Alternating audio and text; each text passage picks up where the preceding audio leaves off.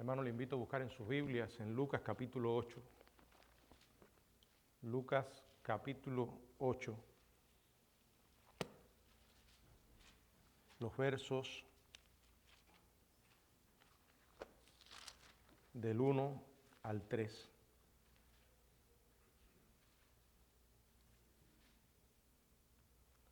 Lucas capítulo 8 del 1 al 3.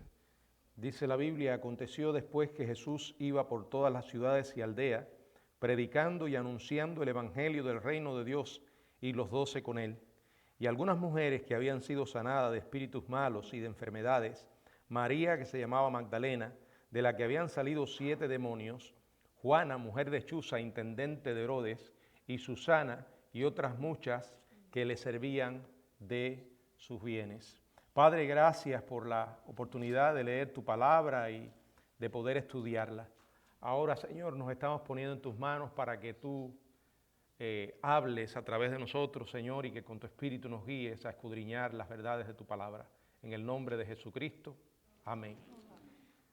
Bueno, hermanos, el estudio de esta noche lo hemos titulado El modelo divino del ministerio de Jesús. El modelo divino del ministerio de Jesús. Si analizamos el ministerio de Jesús tal como aparece en los evangelios, como Dios nos reveló, podemos clasificarlo como un ministerio sencillo. De hecho, centrado en un solo objetivo. Y esto se encuentra en lo que podríamos llamar un agudo contraste con los conceptos modernos que muchas iglesias tienen acerca del ministerio. Desgraciadamente se ha llegado al punto de querer imitar las estrategias, las teorías mundanas de administración. La mayoría de los ministerios hoy muy a menudo están diseñados para tener el impacto más amplio posible, y con este objetivo en mente buscan ser diversos, sinérgicos, tolerantes, estar culturalmente relacionados, y para esto enormes cantidades de tiempo, de dinero y de mano de obra se invierten en estrategias puramente humanas. Planes y actividades de mercadeo diseñadas para influir en las personas y en tantas como sea posible. Muchos de estos ministerios llegan al terrible punto de querer sacrificar la verdad del evangelio, y lo hacen, según ellos, en nombre del amor por los perdidos. Bueno, un amor que está dispuesto a sacrificar la verdad no es un amor auténtico. En el plan y poder del cielo, el modelo divino del ministerio del Señor Jesucristo es algo totalmente diferente. Es un ministerio que no necesitó de manipulación ni artimañas humanas. Como vamos a ver precisamente en este breve pasaje, que constituye una transición hacia la fase final del ministerio del Señor en Galilea, y vamos a ver una visión de este ministerio en unos pocos versos. Un ministerio que podemos clasificar con limitaciones divinamente impuestas, que lo convirtieron en el ministerio más eficaz que se ha conocido. Podemos reflexionar en él, y de hecho podemos encontrar algunas características que como iglesia podemos y debemos emular. ¿Cuáles fueron? ¿Dónde están esas características en un pasaje tan corto? Bueno, en primer lugar, el ministerio de Jesús fue un ministerio específico que se concentró en las personas. En segundo lugar, vamos a ver que el ministerio de Jesús fue geográficamente limitado. pero pensando en el mundo. En tercer lugar, el ministerio de Jesús estuvo enfocado en la predicación del evangelio del reino. En cuarto lugar, el ministerio de Jesús se concentró en los 12. En quinto lugar, el ministerio de Jesús fue políticamente incorrecto. Un término muy popular hoy. Y en sexto lugar, el ministerio de Jesús fue materialmente escaso. Vamos a considerar cada una de estas características y mientras lo hacemos nos vamos a ir dando cuenta cómo los pensamientos de Dios no son nuestros pensamientos, cómo la estrategia de Dios no es nuestra estrategia. Y por cierto, su estrategia nunca falla. En primer lugar, el ministerio de Jesús fue específico al concentrarse en las personas. El verso 1, la primera parte dice, aconteció después que Jesús iba. A la primera frase que encontramos acá es esta, aconteció después. Y esto enlaza el incidente anterior en el que Jesús participó con una mujer pecadora, ¿recuerdan? Una mujer pecadora y el fariseo que se creía justo, narrado en el capítulo 7 donde estuvimos en el estudio anterior, del 36 al 50. O sea, después de esto es que sucede. Poco después de este incidente y en armonía con el plan del Padre, con el diseño del Padre, porque si alguna duda nos quedara, debe estar totalmente disipada en el sentido de que Jesús se sometió a la voluntad del Padre de una manera perfecta.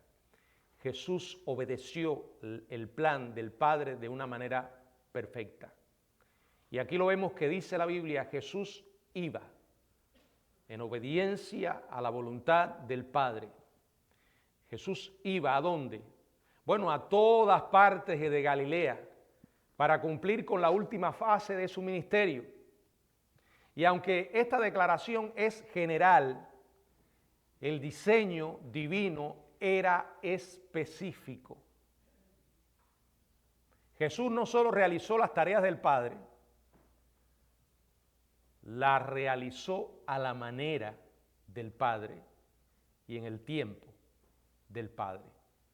Se aseguró de que la más importante de tales tareas, ¿cuál era? Su muerte expiatoria, no se llevara a cabo hasta el momento determinado por el Padre. Antes de ese tiempo, dice Juan capítulo 7, verso 30, que ninguno le echó mano, porque aún no había llegado su hora. Miren, yo no los estoy invitando a mirar a un ser humano. No estoy llamando la atención sobre mí o cualquier otro creyente o cualquier otro líder humano. Estoy llamando la atención de ustedes a Jesús. Una obediencia a media no es obediencia. Observen que no solamente llevó a cabo las tareas del Padre, sino también en el tiempo del Padre. Y una de las cosas que caracterizó el ministerio de Jesús fue que se enfocó en las personas. Aun cuando Jesús enseñó en multitudes y habló a multitudes, su ministerio fue un ministerio enfocado principalmente en las personas. Él fue a las personas que el Padre le envió. Por ejemplo, a una mujer cananea le dijo estas palabras en Mateo capítulo 15, verso 24. Leemos lo siguiente, Mateo 15, 24. Él respondiendo dijo, no soy enviado sino a las ovejas perdidas de la casa de Israel. Jesús ordenó a los 12 cuando los envió a predicar en Mateo capítulo 10, versos 5 y verso 6, lo que leemos: a estos 12 envió Jesús y les dio instrucciones diciendo: por camino de gentiles no vayáis, y en ciudad de samaritanos no entréis, sino id antes a las ovejas perdidas de la casa de Israel. Había una estrategia de parte de Dios, y esa estrategia incluía, en primer lugar, como dice la Biblia, las ovejas perdidas de la casa de Israel. Y esto lo podemos encontrar en su mandato cuando dice id antes. No dice id solamente, sino id antes. Jesús también, estrechando aún más su enfoque, en Lucas capítulo 5, verso 32, Lucas 5, 32, no he venido a llamar justos, sino a pecadores al arrepentimiento. Es como si el Señor estuviera diciendo: mi llamado es para todos. Si alguna condición hay para ese llamado, es reconocerse pecador. Reconocerse pecador. Bueno, legalmente abandonó a los orgullosos, a los mojigatos, escribas y fariseos que se creían justos, en Mateo 15, verso 14, y los abandonó porque ellos le abandonaron primero. Los cegó porque se negaban a ver.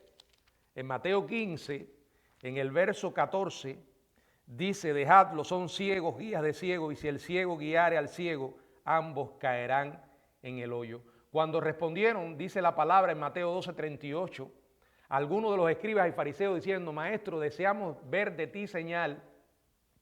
Jesús le responde en el verso 39, la generación mala y adúltera demanda señal, pero señal no le será dada sino la señal del profeta Jonás. Ahora, si miramos todo el ministerio de Jesús, su práctica común fue concentrarse en las personas. Y aquí Jesús establece el principio bíblico, divino, de que la concentración en las personas es la clave para la multiplicación, sin importar que también Él habló a multitudes, la mayor parte de su tiempo la pasó enseñando y hablando a personas, personas que les cambió la vida, los transformó totalmente. Una y otra vez encontramos este estilo de ministerio en el Señor. La forma de multiplicar un ministerio es enseñar específicamente a las personas. ¿Enseñarles qué? Bueno, hermanos, las verdades transformadoras de la Biblia. Cuando nosotros creemos que la Biblia es la palabra de Dios y que ella contiene todo lo que necesitamos, no solo para ser salvos, sino para vivir para la gloria de Dios,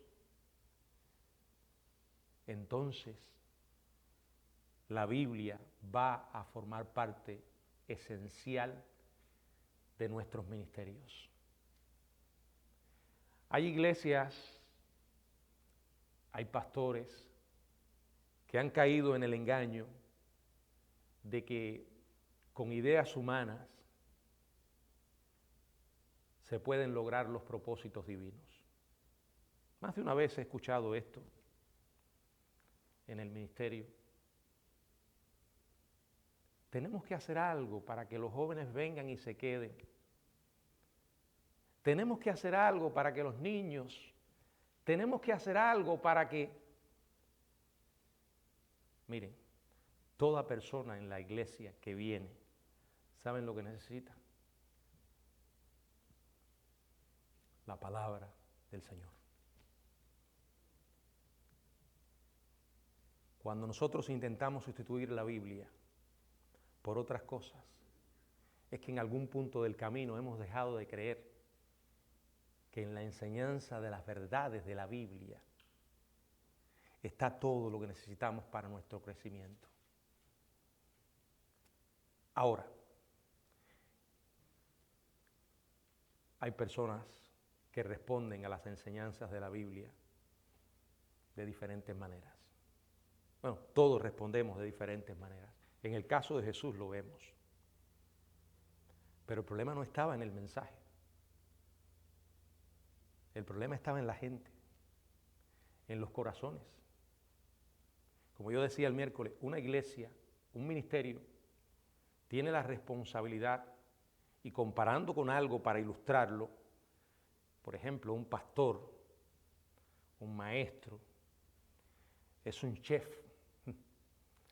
que sirve el alimento e intentamos servirlo de la mejor manera posible, con una dieta verdaderamente nutritiva. Pero ningún chef, ningún cocinero puede obligarle a comer. Si la gente no come es que no tiene hambre. Y si no tiene hambre es porque en algún momento del día se alimentó con otra cosa. Y puede que sea comida chatarra. La Biblia nosotros no la hacemos relevante. La Biblia es relevante por sí misma. Las personas necesitan la palabra. Jesús se enfocó en las personas y les habló del reino de Dios. En segundo lugar, el ministerio de Jesús fue geográficamente limitado, bien limitado. Toda la historia de Jesús estuvo en un muy corto radio de acción. En unas pocas horas, hoy alguien con un auto podría recorrer todas las zonas en las que Jesús desarrolló su ministerio. Fue geográficamente limitado, pero pensando en el mundo. Por todas, dice el verso 1, la segunda parte, por todas las ciudades y aldeas. Que Jesús restringiera la extensión de su ministerio al pasar gran parte de este, viajando por todas las ciudades y aldeas en Galilea, es inexplicable, sobre todo por los conceptos modernos de ministerio. Jerusalén, el centro cultural e intelectual de Israel, debió haber sido su objetivo y no Galilea. Galilea, por otro lado, era en gran parte una región rural, cuyos residentes plebeyos eran despreciados por los sofisticados habitantes de Judea. Cuando algunos dijeron de Jesús, este es el Cristo, dice que se burlaron diciendo, de Galilea ha de venir el Cristo, Juan 7:41. Cuando Nicodemo protestó contra el juicio que los fariseos le hicieran a Cristo sin investigarlo, ellos se burlaron de él y burlonamente le dijeron en Juan 7:52, si alguien puede leerlo.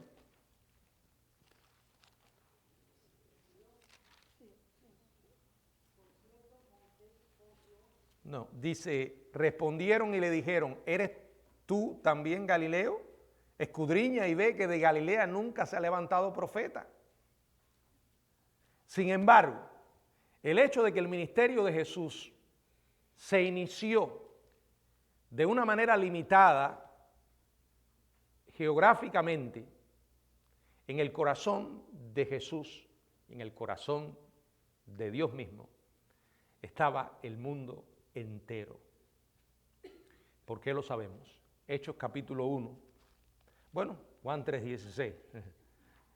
Pero Hechos capítulo 1, verso 8, ¿qué dice? Pero recibiréis poder cuando haya venido sobre vosotros el Espíritu Santo y me seréis testigos. Entonces, Jerusalén, en toda Judea, en Samaria y hasta lo último de la tierra. Ahora la iglesia, cumpliendo una de sus tareas, no la única, ya esto ustedes me han escuchado decirlo y mañana, el domingo, lo volveremos a repetir. El alcance es una de los propósitos de la iglesia, pero no es el único, porque no somos en sí simplemente una agencia misionera. La iglesia es una comunidad que adora, una comunidad que tiene comunión unos con otros, una comunidad que enseña la palabra de Dios y una comunidad que evangeliza. Si tomamos uno solo y desechamos los demás, perdemos el enfoque. Esas 4 cosas nos ayudan a cumplir la gran razón por la que existimos como iglesia, que es glorificar el nombre de Dios. Ahora, cuando Jesús entregó este mandato, a pesar de todo el ministerio que él había realizado de una manera limitada geográficamente, la influencia de Jesús ha alcanzado el mundo entero por la predicación de la inspirada palabra de Dios a través de su iglesia. Su cuerpo ha llevado adelante la gran misión. En tercer lugar, el ministerio de Jesús estuvo enfocado en la predicación del evangelio del reino. Verso 1 también, predicando y anunciando el evangelio del reino de Dios. Miren, Jesús nos enfocó en muchos temas. No resaltó, por ejemplo, sus sermones no eran sermones sobre asuntos sociales o asuntos políticos. Jesús no participa en ninguna manera en discusiones filosóficas especulativas. No lo vemos dando una terapia de autoayuda basada en el éxito y la prosperidad. ¿Usted ve eso en Jesús? ¿Lo podemos ver en su ministerio? ¿En el de Juan? ¿En el de la iglesia recién nacida? El único enfoque del ministerio del Señor fue predicar y anunciar el evangelio del reino de Dios. Diciéndolo en palabras nuestras hoy, sería como decir el evangelio de Jesucristo. Una y otra vez se repite esta frase a lo largo de los evangelios. El término predicar y anunciar definen la metodología del ministerio de Cristo. Iba hablándoles. Hermano, pero para hacer esto hay que creer que el evangelio es la respuesta a las necesidades humanas. Hay que creer que el evangelio es poder de Dios para salvación. Bueno, ¿quién más convencido de eso que el mismísimo Hijo de Dios? Iba anunciando y predicando el reino de Dios, define el contenido de su mensaje. La palabra anunciando es keruso, significa informar de manera pública y autorizada un mensaje oficial que se debe escuchar y obedecer. Predicando, evangelizo. El origen de las palabras castellanas evangelizar y evangelización se refiere a anunciar las buenas nuevas del evangelio. Ese es el medio como la gente se salva. No hay otro. No hay otro. Usted puede oír un himno, una alabanza. Yo he oído gente que dice, yo me convertí oyendo una alabanza. Mire, de la única manera que una persona puede convertirse oyendo una alabanza es que esa alabanza haya sido, o sea, una alabanza bien evangélica, que tenga el mensaje del evangelio. Pero el evangelio es un mensaje que hay que hablar a la gente. Hay que predicar. Dice que Jesús iba predicando y anunciando. Y aquí quiero destacar un punto. Yo, me siento Feliz de ver creyentes que viven su fe. Eso es bueno. Que viven su fe en la escuela donde estudian, en el trabajo donde trabajan, en el vecindario donde viven. Pero de ahí a lo que algunos dicen, yo en mi trabajo no necesito hablarle a la gente, yo vivo mi fe. Y mucha gente, oh, qué maravilla, ¿verdad? Qué bien. Sí, porque la fe hay que vivirla, ¿sí? En eso estamos de acuerdo. Pero el hecho de vivirla no puede excusar la responsabilidad de hablarla. Porque la vida lo que hace es, los frutos de la vida cristiana lo que hacen es que reafirman la proclamación verbal. Pero es más, una persona se puede hasta salvar, aunque el mensajero sea un hipócrita. Si le entrega el mensaje con fidelidad. Y qué mejor ilustración que el Señor llegó a usar un burro para hablarle a un profeta. La gente necesita oír el Evangelio. Y nuestra responsabilidad es hacer lo que hacía Jesús, hablarlo. Hablarlo. Puede que alguien te cuestione algo que has hecho. El problema no es decirle, no, tú estás equivocado. No, sí, tienes razón. Soy un pecador y todos los días intento vivir para la gloria de Dios. Pero esto es un mensaje de Dios para ti, como alguien me lo entregó a mí. La gente no se puede salvar si no escuchan. La fe viene por el oír, y el oír la palabra de Dios. Evangelizar es un mensaje que hay que entregar. Tu responsabilidad y la mía es entregarlo fielmente.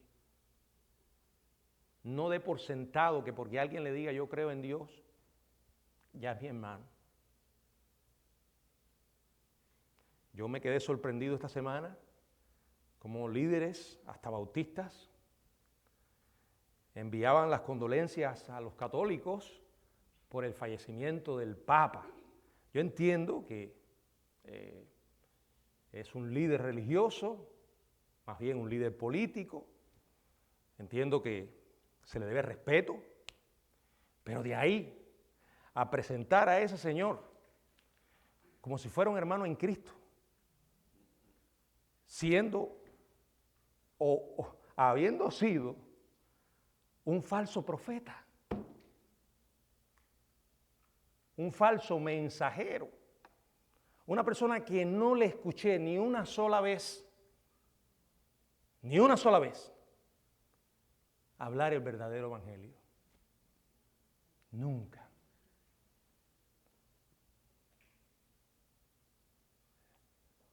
Yo no creo que ese hombre estuviera convertido. Y si no está convertido ya tendrá que darle cuentas a Dios. Porque el problema es que Dios nos hace responsables por lo que nosotros decimos. Porque cuando yo como pastor no les llevo a las personas el evangelio, les estoy llevando una mentira.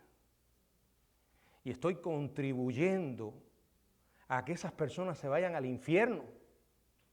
Ahora, si yo entrego el mensaje con toda fidelidad y las personas no lo quieren creer, hermanos, Dios los hace responsables a ellos. Por eso cada día tenemos que preguntarnos qué realmente yo creo.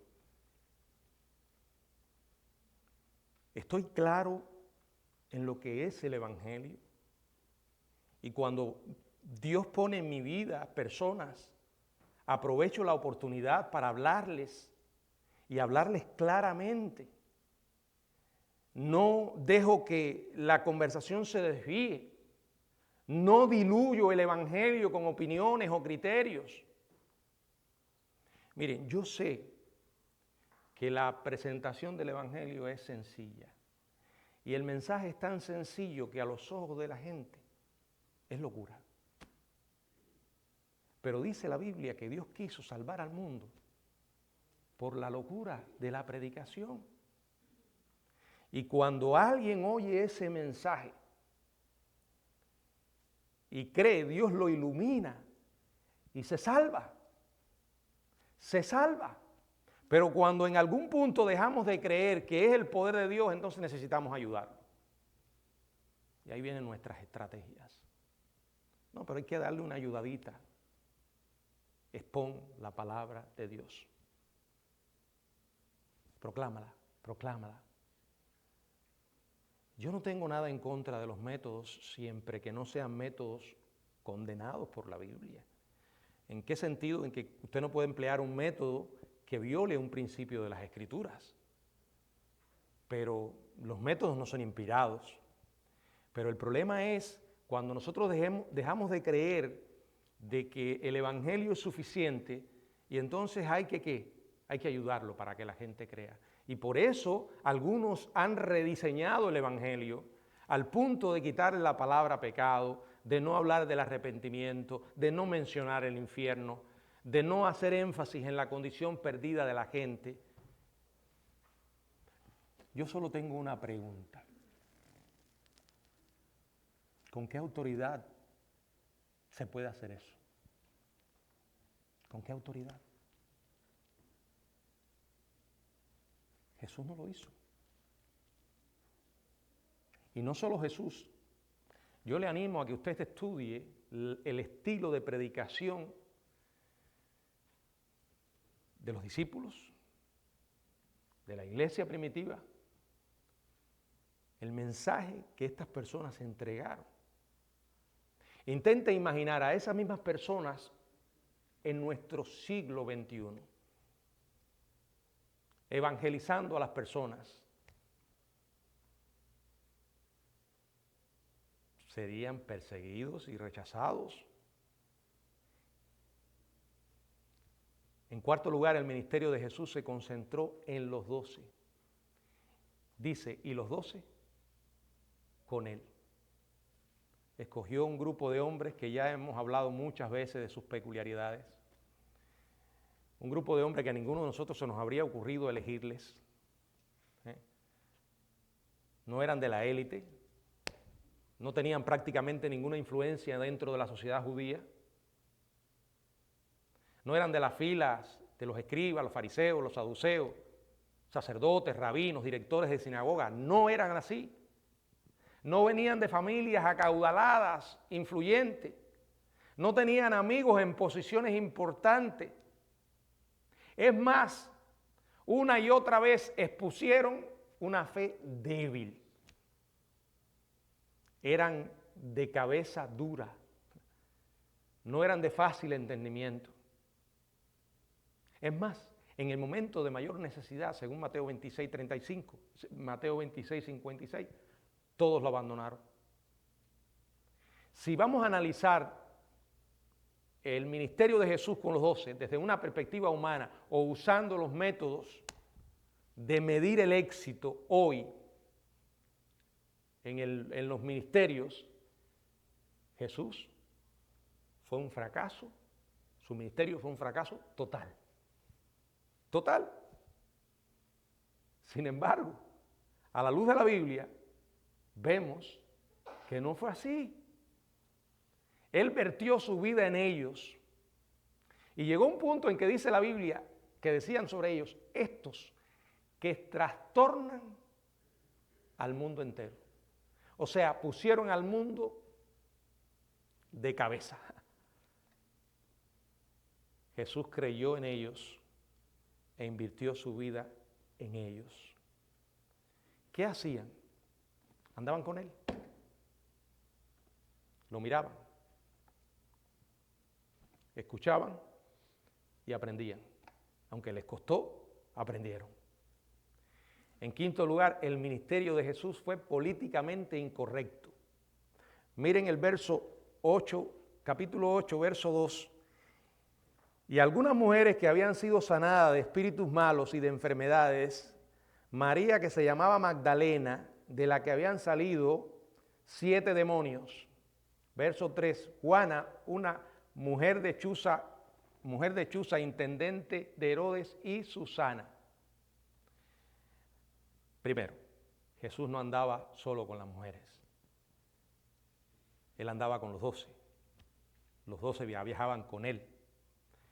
Pero dentro del grupo que le seguía, sorprendentemente, habían algunas mujeres.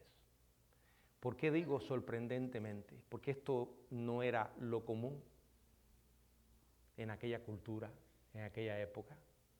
Aquello en aquella época y en aquella cultura sería clasificado de políticamente incorrecto. Por eso usé este término, ¿verdad? Jesús se negaba a seguir las reglas legalistas y humanas de la élite religiosa. Y sin pecar, no se dejó enmarcar en el cuadro que le querían hacer. Para un rabino, tener mujeres que lo acompañaran era prácticamente algo inconcebible, sin precedente. Al igual que muchos otros en el mundo antiguo, los rabinos tenían mala opinión de las mujeres, las consideraban inferiores, se negaban a enseñarlas. La acción de Jesús era políticamente incorrecta, porque iba en contra de la sabiduría convencional. Una y otra vez lo encontramos violando las reglas de ellos. Ustedes saben cuántas mujeres él atendió. Acuérdense de Jesús y la mujer samaritana. Y si se ponen a mirar todas las reglas que violó en aquella conversación, no le importó. Acuérdense de Jesús y la mujer sorprendida en adulterio. Las mujeres tenían una posición tan, pero tan baja en la sociedad judía que no tenían prácticamente ninguna influencia que pudiera ayudar a Jesús. Pero a pesar de eso, viajaban con él. No necesariamente todo el tiempo, ni todas a la vez. Algunas de ellas habían sido sanadas espiritualmente de espíritus malos y físicamente de enfermedades. No se aclara cuántas mujeres eran, pero Lucas nombra a 3 de las muchas otras que seguían al Señor. Este séquito hacía socialmente inaceptable a Jesús al medirlo por las normas rabínicas. Por ejemplo, aquí se menciona a María, que se llamaba Magdalena, por su pueblo natal, Magdalá, en la orilla oeste del mar de Galilea, 5 kilómetros al norte de Tiberia, figura que de manera destacada resalta en los relatos de la muerte, sepultura y resurrección del Señor. Esta es su primera aparición en los evangelios porque, como dijimos en el estudio anterior, ella no era la mujer pecadora que ungió a Jesús en casa de Simón el fariseo. Tampoco el hecho de que le habían salido 7 demonios prueba en manera alguna que ella haya tenido una vida inmoral, ya que no existe relación o conexión entre la posesión demoníaca y la inmoralidad. Juana era la mujer de Chuza, intendente de Herodes, un funcionario de alto rango, posiblemente administrador de los bienes de Antipas. Al igual que María Magdalena, ella fue testigo de la sepultura y resurrección de Jesús. También probablemente haya sido testigo de la crucifixión. La influencia de Cristo se extendió a la casa de Herodes Antipas y también a la diminuta aldea de Magdalá. Otra persona cercana a Herodes Antipas, Manaén, se convertiría más tarde en uno de los líderes de Antioquía. Nada se sabe de la otra mujer que se menciona aquí, Susana, ya que Lucas no ofrece información acerca de ella y su nombre no aparece en ningún otro lugar de la Biblia. Pero Dios usó a esas mujeres, formaron parte del ministerio. Y un detalle, otras veces hemos dicho que el pastorado es para hombres, pero eso no significa que Jesús haya llamado 12 apóstoles, no significa en manera alguna que la mujer no tenga un ministerio dentro de la obra de Dios. Y que Jesús mismo, porque hoy escucho a algunos defensores del pastorado femenino, y no solo el pastorado femenino, a profetas, apóstolas, hay hasta apóstolas, ¿no? Entonces dice que no darle esos lugares a la mujer es discriminarla. O llegan a decir, no, porque Pablito, así escuché a una señora una vez hablar sobre Pablo, una supuesta pastora. No, porque Pablito era un poco machista. Oye, Pablito, como tú dices, era el apóstol Pablo, inspirado por el Espíritu Santo. Y el hecho de que Dios le haya dado diferentes papeles al hombre y a la mujer, no significa en manera alguna que el Señor haya discriminado a las mujeres. Esto es un ejemplo. Cómo tuvieron un papel importante en la obra a pesar de lo discriminada y rechazada que eran. En sexto lugar, el ministerio de Jesús fue materialmente escaso. Dice, y otras muchas mujeres que le servían de sus bienes. Además de las mujeres ya mencionadas, otras muchas, que aquí no se menciona quiénes eran, apoyaban el ministerio de Cristo. ¿Y qué más? Y le servían de sus bienes. Jesús y los 12 servían, predicaban, pero tenían que comer. Tenían que cumplir sus responsabilidades materiales. El ministerio de Jesús dependía de las pequeñas contribuciones de otros cuyas vidas él había cambiado. Acuérdense que los discípulos dejaron todo para seguirle. Incluso dejaron sus posesiones, sus profesiones, dejaron sus casas. Y acerca de Jesús se dice en Lucas 9:58 que no tenía dónde recostar su cabeza. ¿Qué quiere decir eso? A ver, ¿qué usted entiende cuando lee eso? Que no tenía una casa oficial, aunque muchos le ofrecían su casa. Y en el momento de su muerte, ¿qué era lo único que llevaba? Lucas 23:34.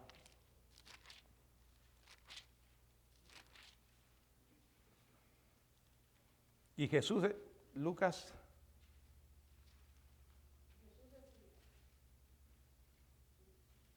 sí, ese.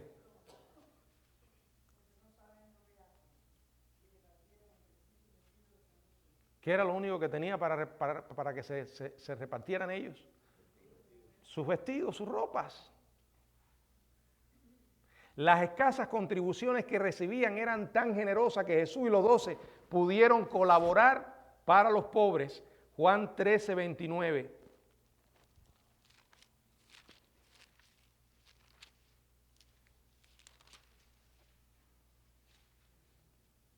Porque algunos pensaban, puesto que Judas tenía la bolsa, que Jesús le decía, compra lo que necesitamos para la fiesta o que diese algo a los pobres. Tenían una bolsa. Él era el tesorero. ¿Y por qué tenía una bolsa? Porque una de las cosas que implica ese versículo es que ellos usualmente tenían un ministerio de ayuda, le daban ayuda ¿a quién?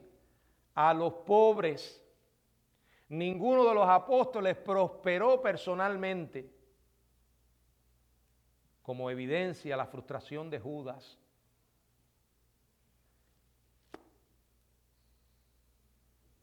Hermanos, aquellos que predican el evangelio de la prosperidad no predican el evangelio.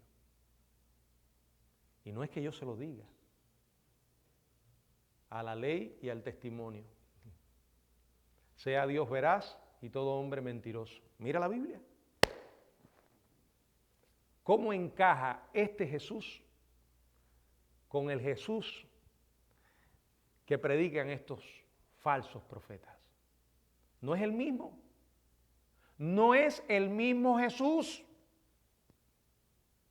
Y no es eso. Si usted llega a las cartas de Pablo, sé vivir humildemente y sé tener abundancia. En todo y por todo estoy enseñado. Sé tener abundancia y sé tener escasez. Porque he aprendido a contentarme. Oh, Pablo, tu mensaje no encaja con ese mensaje de prosperidad. Hermano, eso es un mensaje salido del mismísimo infierno. El Cristo que esta gente proclama no es el Cristo Salvador. Una conclusión más, entonces no somos hermanos. Porque no tenemos el mismo Dios. Pero usan la misma Biblia. No importa. Este no es el mismo Cristo que ellos proclaman. Yo no estoy diciendo en ninguna manera que tener dinero sea una maldición o un pecado. De hecho, la Biblia no condena el tener dinero, sino el amor al dinero. Y ese amor al dinero se expresa cuando tú lo haces formar parte de tu mensaje. Y comienzas a manipular a la gente porque lo más importante para ti es el dinero. Miren, una iglesia sin dinero sigue siendo una iglesia y puede cumplir su ministerio sin dinero. Ahora, con dinero, más todavía. ¿Pero por qué? Bueno, porque los creyentes, movidos por la gratitud al Señor, dan para su obra. Pero una cosa es movido por la gratitud al Señor y otra es un intento de manipulación de parte del pastor o el profeta para que la gente dé dinero. Y entonces la estrategia es soborna a Dios. O sea, el Dios... yo sé que puede que alguien esté pensando, pastor, usted está juzgando. Le voy a decir algo, no es el mismo Cristo el que ellos predican y no es el mismo Dios. Porque el Cristo que ellos predican no es el Cristo de los evangelios. Y el Dios de que hablan no es el mismo Dios. ¿Por qué? Porque el Dios de ellos es un Dios sobornable. Un Dios que se puede sobornar. ¿Qué quiere decir eso? Que tú puedes mover la voluntad de Dios con dinero. No hay absolutamente ninguna diferencia entre eso y las antiguas indulgencias que enseñaban y vendían los católicos. Y a veces se les critica a ellos por eso, pero los evangélicos, los llamados evangélicos, hacen lo mismo. El ministerio del Señor demuestra un principio. Los que anuncian el evangelio, vivan del evangelio. Por tanto, el que es enseñado en la palabra, haga partícipe de toda cosa buena al que lo instruya. Pero yo no tengo por qué estar machacando esto. Eso está en la Biblia. Si usted lee la Biblia, sabe cuál es su responsabilidad. Pero de ahí a querer mover a la gente con estrategias humanas. Nosotros no le damos a Dios para pagar la deuda que tenemos con la salvación, porque esa deuda no se puede pagar. Cristo, por eso es que vino Cristo y Cristo la pagó. Pero la gratitud nos hace no solamente dar nuestro dinero, sino nuestras vidas al Señor. El Señor cumplió su ministerio y fue un ministerio de éxito, totalmente. ¿Saben por qué? ¿Y cómo podemos saber que tuvo éxito? ¿Alguien lo dijo? Por nosotros que estamos aquí. Si ellos no hubieran sido fieles y no hubieran tenido éxito, la iglesia no existiera. Funciona la estrategia del Señor.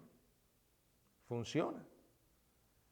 Así que lo que tenemos que hacer es volver nuestra mirada a las Escrituras y dejarnos de inventos. Porque nuestros inventos no van lejos. Pero como dijo Gamaliel, aquellas personas que querían perseguir a los cristianos, lo estaban persiguiendo, dejen esta obra, que si esto es de Dios, ustedes no lo van a poder destruir. El Señor Jesucristo llevó a cabo su soberana voluntad, ministró donde Dios lo colocó, predicó el mensaje, discipuló a unos pocos hombres fieles, ayudó a hombres y ayudó a mujeres de todos los ámbitos de la vida y dependió de las contribuciones de quienes se habían beneficiado del ministerio del Señor. Ese es el modelo perfecto para todos aquellos que le sirven en gratitud y en amor. Nada, no hay que inventar nada nuevo. Todo Dios lo inventó. Hay que ir a su palabra y mirar la estrategia divina. porque por esa estrategia y ese plan el mundo ha oído el Evangelio y lo seguirá escuchando. Que el Señor nos ayude a cumplir esa tarea. Que Dios nos bendiga.